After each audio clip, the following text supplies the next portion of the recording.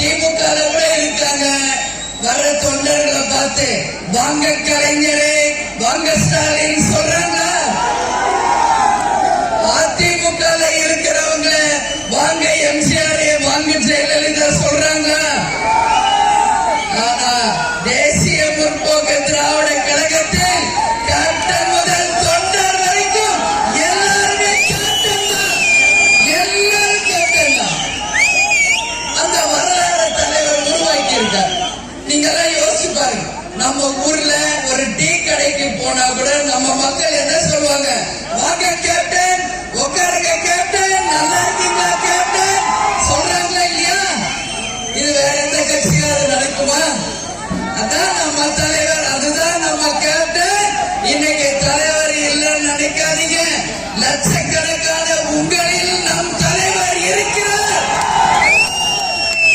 உங்களில் நம்ம தலைவர் இருக்கிறார். அதை நான் உறுதியா நம்புறேன். உங்களில் நம் தலைவர் இருக்கிறார். அதனால அப்ப வருவார் நேரா. இப்ப தெய்வமாக இருந்து நம்மளை வழிநடத்தி கொண்டிருக்கிறார். இதான் உண்மை, இதான் உண்மை. என்ன எல்லாரும் இன்னைக்கு லேடி கேப்டன் சொல்றாங்க.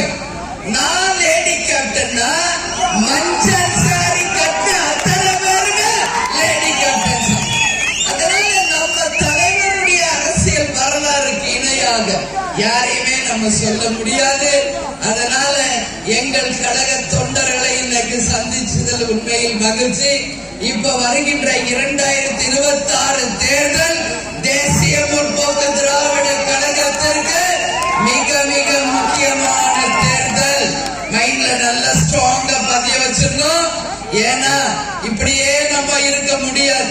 தேமுதிகவை வச்சு பயன்படுத்திக்கிட்டு நம்மளை புறந்தள்பவர்கள் மத்தியில் தேமுதிக யார் என்பதை 2026 நிச்சயம் நிரூபிக்க வேண்டும் என்பதை உங்களிடையே நான் சொல்கிறேன். நிச்சயம் உங்ககிட்ட சொல்றேன், முருகன் சாட்சியா.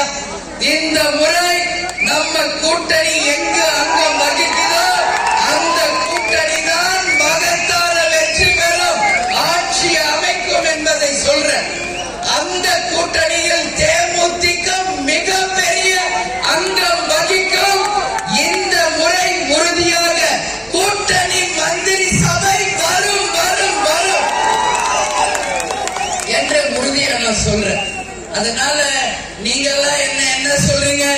எல்லாரும் எங்க அண்ணி எதிர்கட்சி தலைவர் ஆகணும், எங்க அண்ணி துணை முதல்வர் ஆகணும், நிறைய பேர் எங்க அண்ணி முதல்வர் ஆகணும் அப்படின்னு சொல்றாங்க மீட்டிங்ல.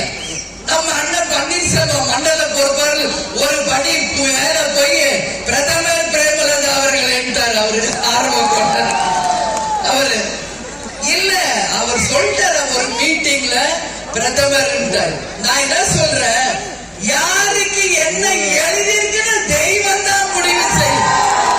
நம்ம கிட்ட ஒண்ணுமே கிடையாது.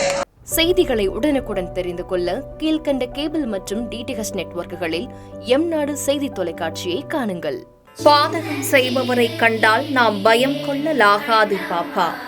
மோதி மிதித்துவிடு பாப்பா, அவர் முகத்தில் உமிழ்ந்துவிடு பாப்பா. அண்மை செய்திகளை உடனுக்குடன் தெரிந்து கொள்ள இணைந்திருங்கள் எம்நாடு தொலைக்காட்சியுடன்.